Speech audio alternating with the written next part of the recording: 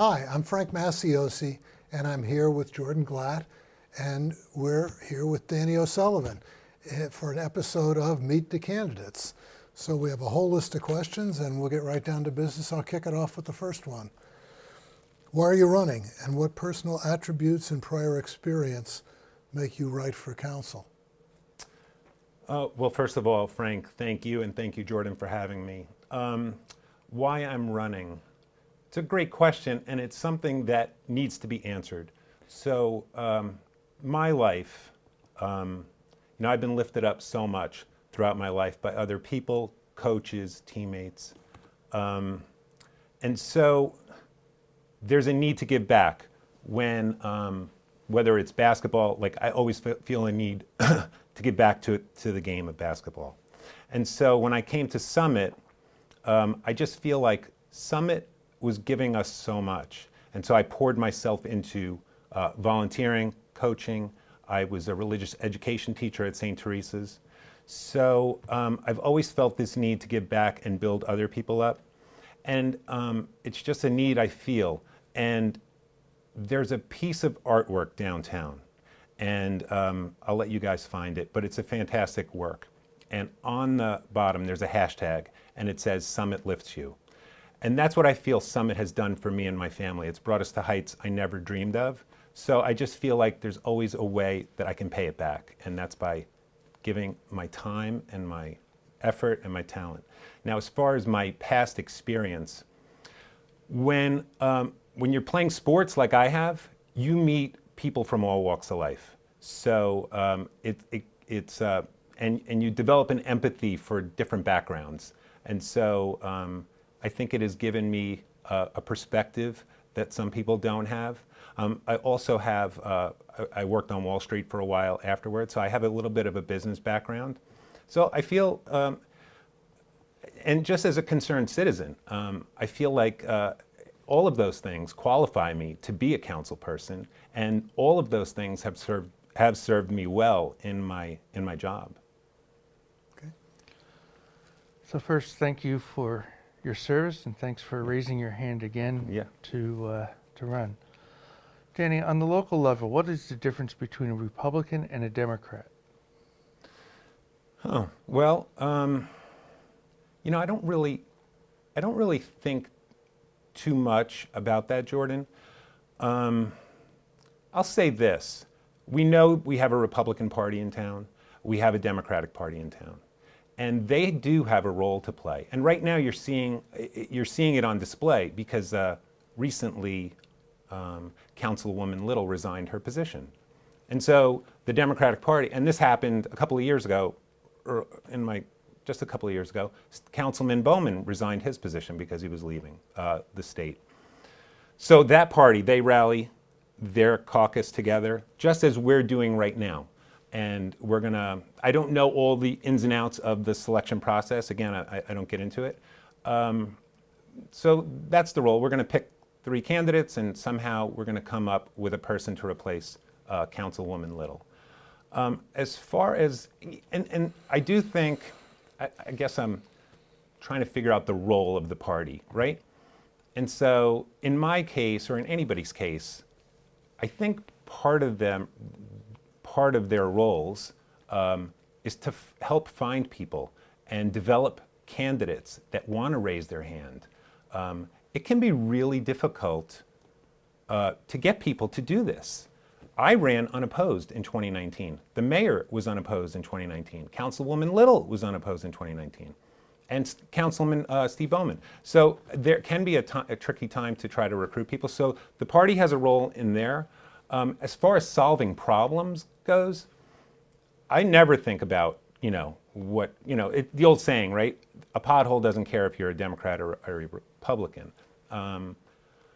I feel, though, and maybe it's just my way of thinking, that government has a role to play in the lives of people and in solving problems. And so one of the ways we did that early on in the pandemic was town council. We leaned in to try to help create parklets, you know the story, outdoor dining. So things like that, instead of just saying, oh, let's let the free market handle it, maybe a different approach, right? That could be a valid approach. But I'm more in the lines of, look, I grew up, my mother received Social Security survivor benefits, right?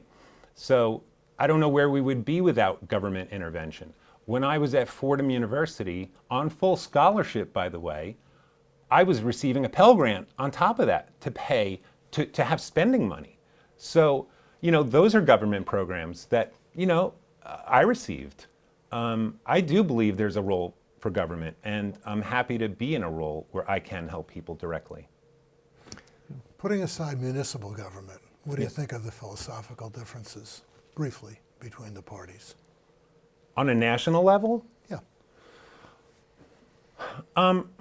It's an interesting question, Frank. I think there's a huge opportunity for people that are on the national level, because I think if you look at it as a highway, the middle lane is so wide, right? I just think the middle lane is really try to govern from the center.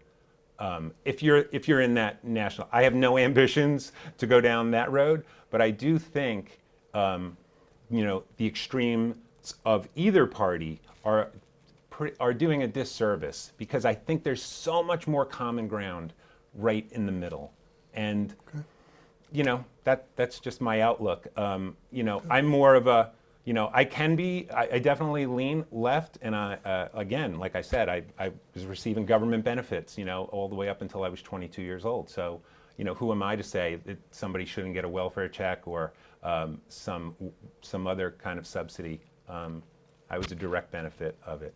But I believe those are good investments to make in people. But that's about as I don't want to take up too much time. That's good. But yeah.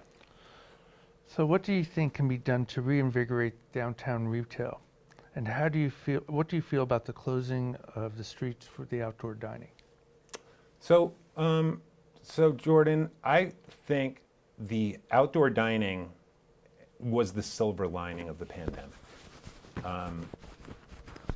When I remember, early on in the pandemic, where I remember it was like February, it was getting late in February and then into March, and I was sort of I guess I was in denial, maybe. I was just hopeful. Like a lot of people, I thought maybe this would be short. The kids would get 2 weeks off of school and they'd be back. But I didn't really know the whole repercussions of what was coming. And when it really hit me, I was downtown and it was desolate. And a friend of mine who's a pretty bigwig around here, I looked at him and I said, "What's happening? What are we going to do?" He said, "Danny, we got to save these people. We got to do something to save this town." And so, thankfully, I was so new on council when that happened. I was about 2.5 months in. Thankfully, we had really deep experience. We had a mayor in a second term, so she knew people at the state level to get us permission to close Maple Street. And like I said, it has been a silver lining. Our downtown occupancy rate is at 99%. That's just an incredible number. So what it's done, and it looks like a direct benefit to the restaurant crowd, it's really driven foot traffic into other businesses in town where they're staying open later. They're taking advantage of the dinner crowd, staying open later and boosting sales. Our downtown has never been more vibrant, more energetic. I think we've become a destination. There are trade-offs though. We have issues that we've got to deal with. Not everybody goes to those nice restaurants, right? Not everybody can afford those nice restaurants.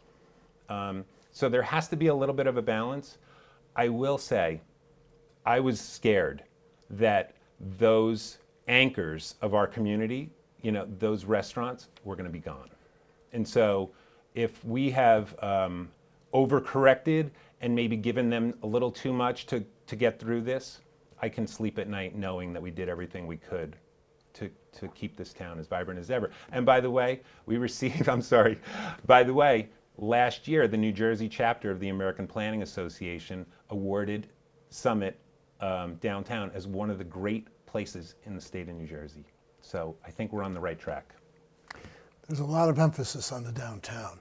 Yeah. What would you do for the commercial areas of East and West Summit? That's great. So, Frank, before I got on council, I was appointed to the Economic Development Advisory Committee. And so that committee's focus is NBDs, Neighborhood Business Districts.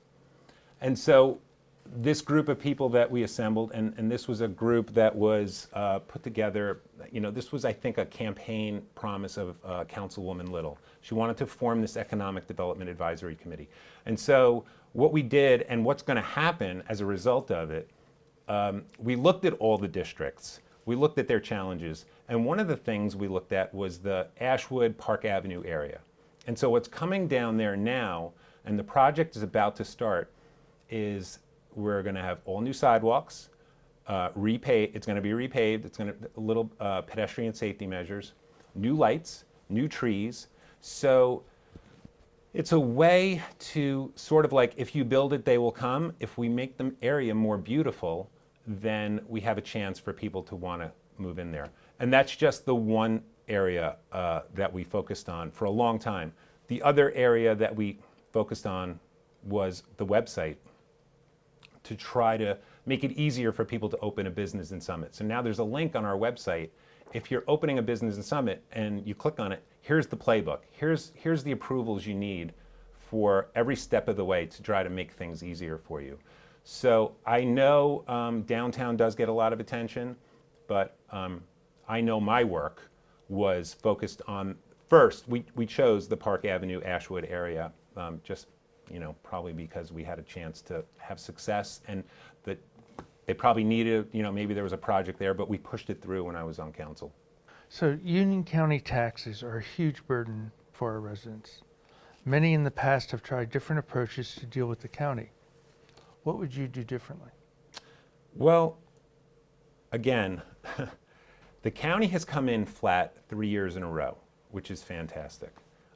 We do have a really difficult tax burden. The county is just 30% of our, let's just say 30% of our tax dollar. What I do, and I don't know what everybody else does, but what I do, I go to county meetings. I've been to 6 this year. And so whether it's just to say thank you, whether I am advocating for more action at Bryant Park, whether I got the dog park across the finish line, whether I accepted one of those big checks that you see, that's what I do. And so I'm there, I think, I'm one of the only municipal officials in the whole county that goes. I'd like to go to more. I just missed the last one because I had a conflict. It's good to be in front of them to keep that relationship on solid ground. So if I'm reelected, I can tell you right now, I'll be at those county meetings on Summit's behalf. Okay. With 565 municipalities in New Jersey, the concept of sharing services has long been appealing. Where do you see opportunities for shared services? Well, we're already sharing services in the courts and in the dispatch. I'm not sure I know too much that there's the next opportunity awaiting us. I do know that there's a chance for us to take some of the burden off of the dispatch by putting some of their operations up in the cloud. But honestly, it's not like it's not like the next issue, where can we share services? I guess there's always people looking for opportunities. I haven't heard about any recently, like, oh, well, let's merge, this operation with that group of, and we also have the health department as well, which is kind of a shared service. Yep. I haven't heard any like anything in discussion recently, even in my whole first term. I know we talk about it's a goal, but I haven't seen the next opportunity on the horizon. Okay. There's a lot of national press on the subject of policing and the role of the policeman.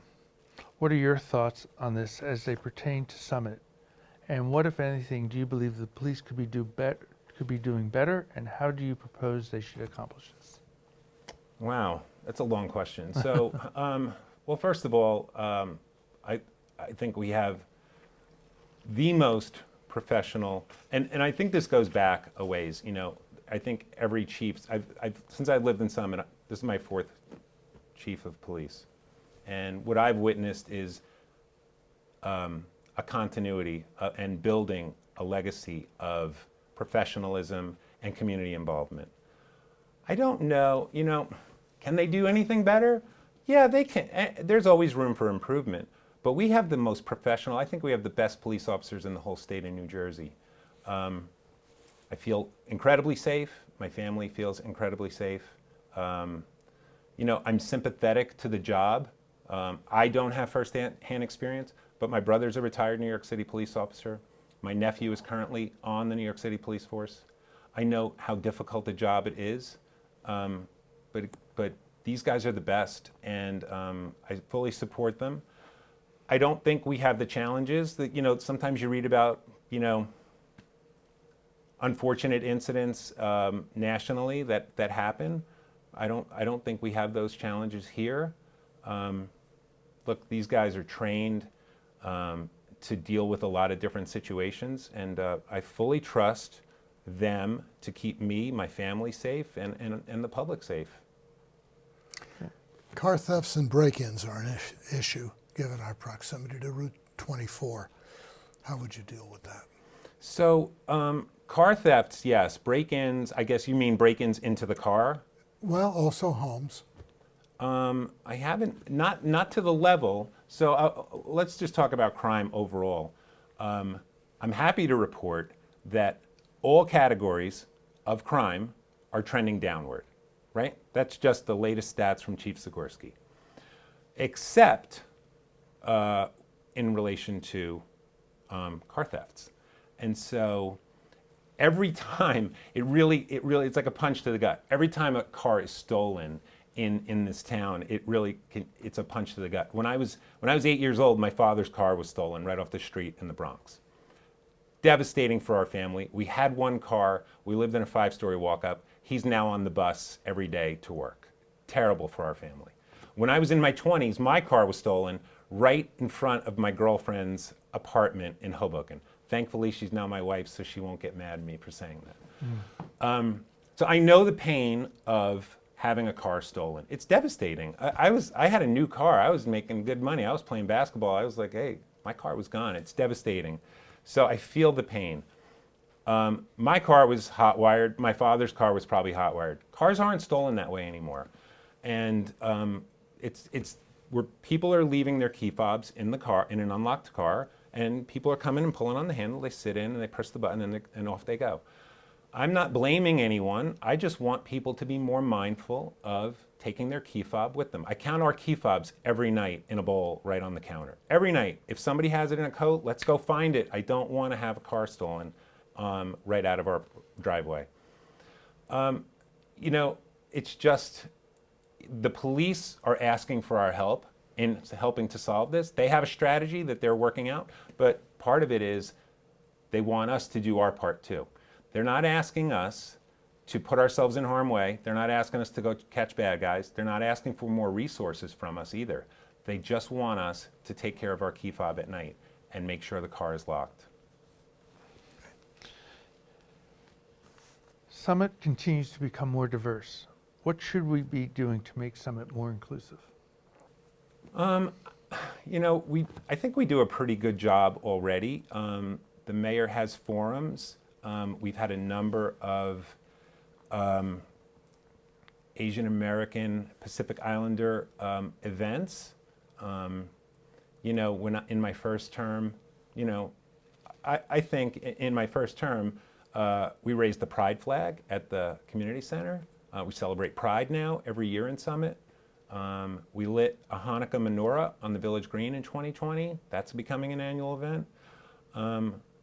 You know, I think those things, while they might seem small, we celebrated Juneteenth for the first time this year at the Summit Town Pool, and that was a fantastic event because we met as a group on the Village Green, and then Susan Hairston, Councilwoman Hairston, took us on a walk and we walked to the town pool, and we got a history lesson of where she grew up and the things she, did as a girl, and it was just wonderful to hear her perspective of growing up in Summit.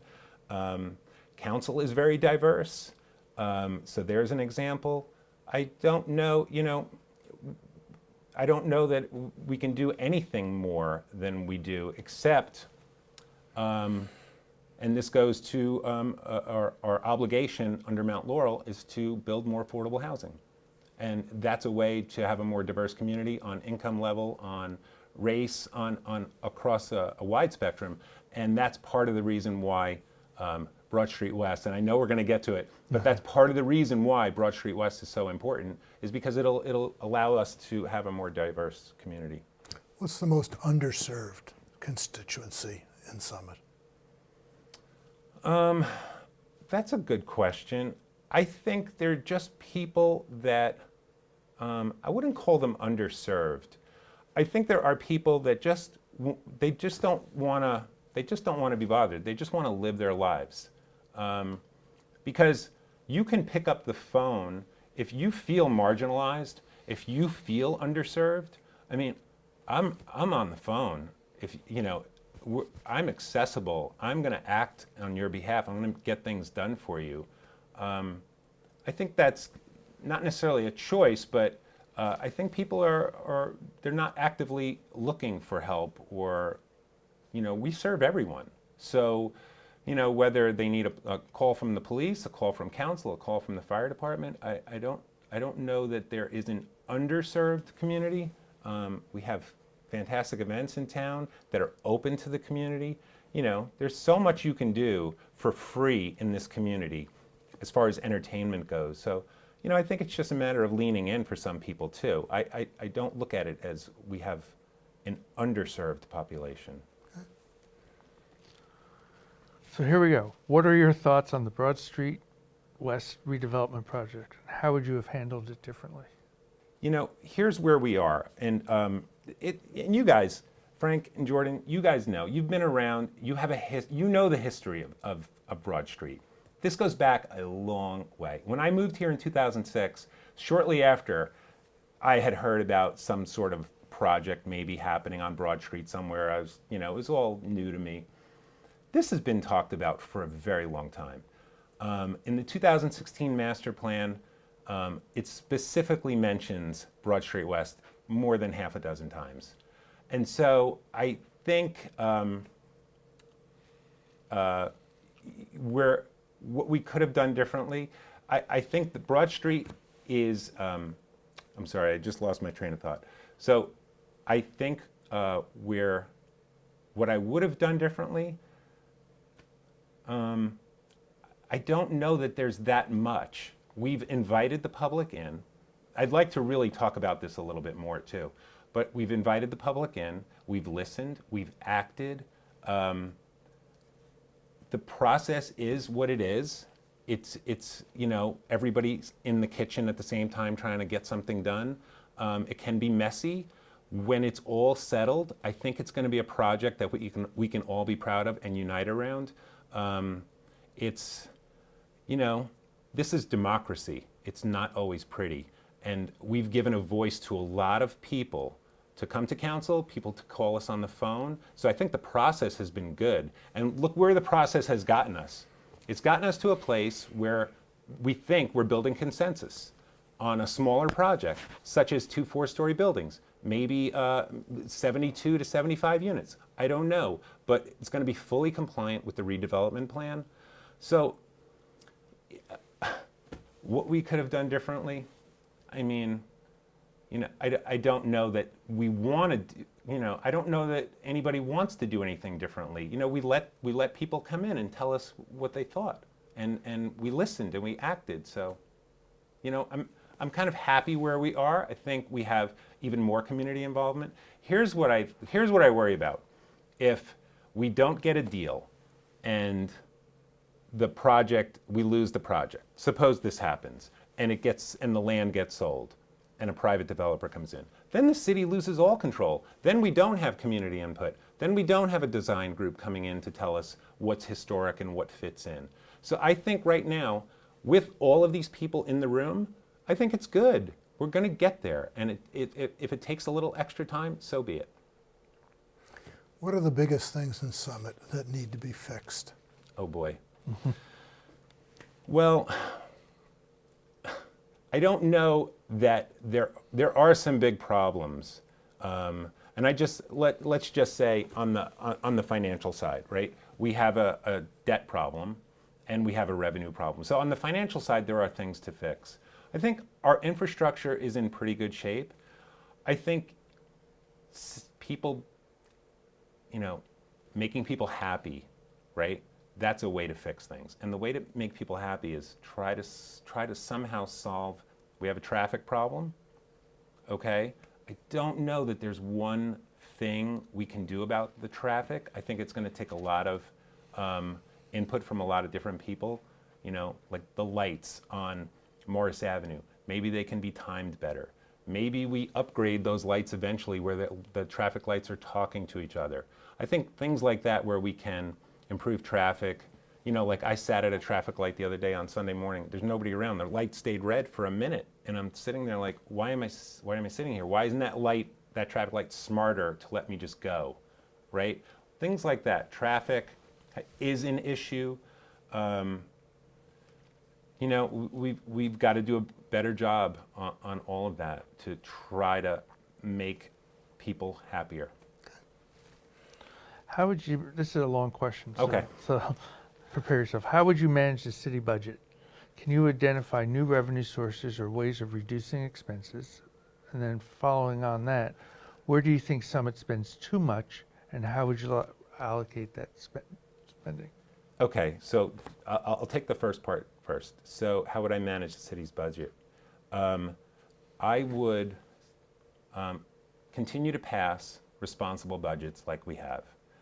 Like I said, we have a revenue, we have a debt problem. So to increase the capital budget at this time is going to be really difficult. So we'll probably have to, last year we spent $2.1 million on capital projects. That's really low. It's going to be tough to keep at that level, but I think we're going to have to try to rein in our spending to manage our debt until we get more revenue sources. And you want more revenue sources, Broad Street West is a revenue source. And we know that because the sale of the land would be a lump sum payment to the city to help us manage our debt. And then if there's a pilot program or whatever financial arrangement is worked out, it's consistent, predictable revenue for 30 years. On the expense side, you can do this in a number of ways, but what we did my first year on council, we rejected the idea of a parking garage on the corner of DeForest and Summit, right? There was a proposal to put a parking garage there, and they wanted $1.5, and the department head wanted $1.5 million for a down payment. We said no. Okay, so there's a way to save money. We took down the DeForest lot gates. Okay, $750,000 that we didn't spend. Okay, then we looked at parking even further because we were in the pandemic. We were going line by line in the budget. We saw that our parking department was paying park mobile fees for everybody. So at 25 cents a clip, right? Every transaction is 25 cents a clip. In 2019, the city paid $125,000 in park mobile fees. That's outrageous. So I put a stop to that, okay? So now do the calculation over the next 8 years, that's $1 million savings. And park mobile fees are going up, not down. And so residents are paying that. The user is paying that. I shouldn't say residents. Some residents are paying. Not all residents use Park Mobile. The people that use Park Mobile will pay that. The end user will pay it. People maybe coming from Westfield should pay that fee. Why should I pay that fee if I never use Park Mobile? And you can avoid the fee by using the kiosk. There's no fee at the kiosk for a transaction. So those are some of the ways I've done it, and we'll continue to look for those ways into the future. But Broad Street West is a main source of revenue that I'm looking forward to getting online, and we always look at ways to save money in the budget. What initiatives have you brought to council? Thank you for the question, Frank. So when I was running, and I know I wasn't running against anyone in my first term, in my first election. But I did have a website, and I promised to upgrade our outdoor recreation, right? Playing outside, when I was a kid, that's all we did. We played outside every day. We played whatever was in season, baseball, basketball, football, soccer, hockey, whatever we played was in season, and we played outside all the time. And so outdoor recreation is important to me. And so my first year on council, COVID hit, and our pool was falling apart. The town pool, the walls were crumbling in. We could have gotten another year out of it. We didn't even know if we were going to open the pool that year. And I wanted to upgrade the pool. Pay that money, let's get this done. We're going to open this summer. We ended up opening on July 4th that year with a brand new pool. New plaster, new tile on the lane markings. So that was a huge hit. The pool looks absolutely beautiful. It's going to last a long time. And then we secured Union County money to do the basketball courts at Memorial and Tatlock. And those were two initiatives that I promised and I delivered on in my first term. And so as I look forward to my second term, I want to do more of that. The playground at Maybe needs an upgrade, and those basketball courts desperately need an upgrade because they're so crowded every day. It's like these people deserve a decent basket to shoot on. Okay. So this is our last question. Okay. If elected, when your term ends, how would you like to be remembered? Thank you, Jordan. Thank you, Frank. How I want to be remembered. I want to be remembered as somebody that worked every day. I gave every ounce of my energy to this job. I worked hard for the people of Summit, and I just wanted to leave it better than I found it. Thank you very much.